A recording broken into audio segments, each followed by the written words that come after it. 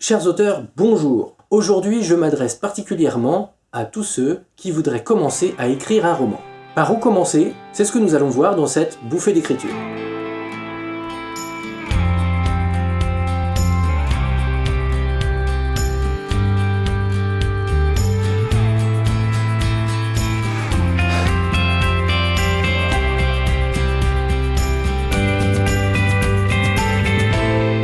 Écrire un roman, c'est comme gravir une montagne.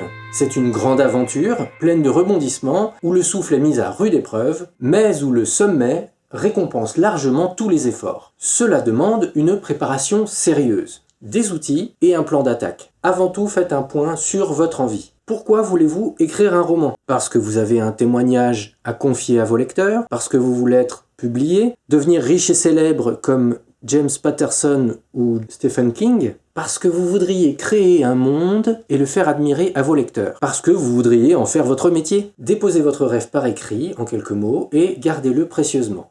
Je ne vous cache pas que c'est encore un rêve qui doit être purifié au feu de la réalité.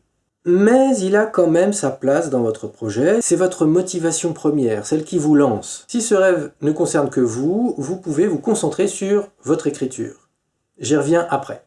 Si en revanche vous voulez être publié au-delà de votre famille et de vos amis, il va falloir prendre en compte un certain nombre d'étapes essentielles, comme aller chercher vos lecteurs par exemple. Oui, parce que vous n'allez pas attendre que les lecteurs viennent à vous. Je vous invite à regarder cette explication très complète des MIA sur l'ensemble du processus d'édition. Les MIA, ce sont des auteurs, mais aussi les éditeurs passionnés des éditions Hélène Jacob. Et ils savent très bien de quoi ils parlent. Dans cette vidéo, vous trouverez une frise très bien faite avec toutes les étapes de l'édition. C'est expliqué pour ceux qui voudraient s'auto-éditer, mais j'insiste, les conseils sont aussi valables pour ceux qui voudraient se faire publier par des maisons d'édition. Parmi leurs conseils, je trouve particulièrement pertinent le fait de parler dès le début de votre projet. Pas pour tout dévoiler, évidemment, mais pour déjà partager la passion qui vous anime, pour faire connaître vos goûts, votre personnalité d'auteur. Vous entrerez déjà en relation avec vos futurs lecteurs. Autre remarque, vous verrez que la rédaction du roman en lui-même n'est qu'une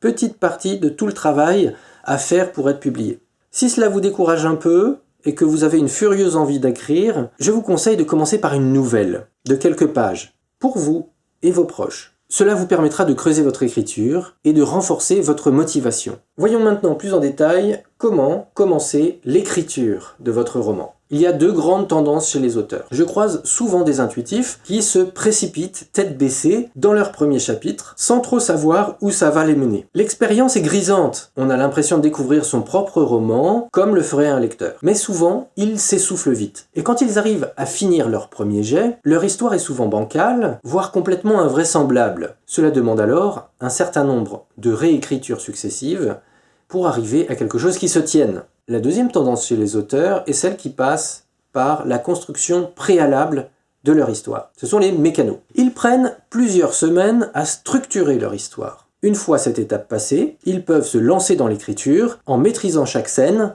chaque personnage.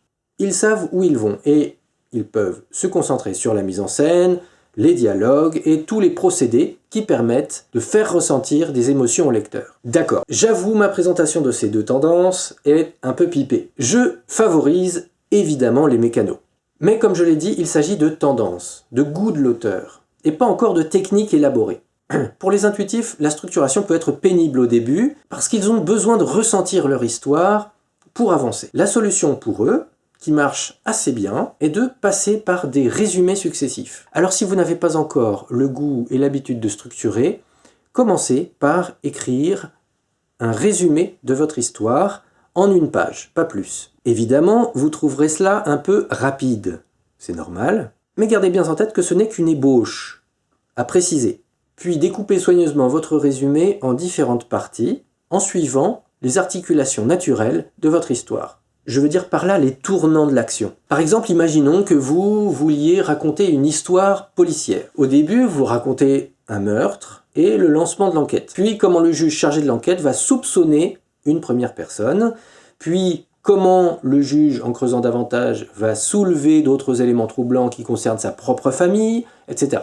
Donnez un titre à chaque partie. Puis faites-en un résumé, une page, pas plus, à chaque fois. Puis recommencez l'opération jusqu'à atteindre le niveau de la scène. Une fois que vous en serez là, vous aurez un meilleur contrôle de l'ensemble et vous pourrez vous lancer en suivant vos pointillés. Bien sûr, en parallèle, intéressez-vous à tous les outils de haute précision que les siècles de dramaturgie nous ont légués. Mieux vous les connaîtrez, moins ils vous feront peur et plus vous aurez de plaisir à les utiliser. Au boulot!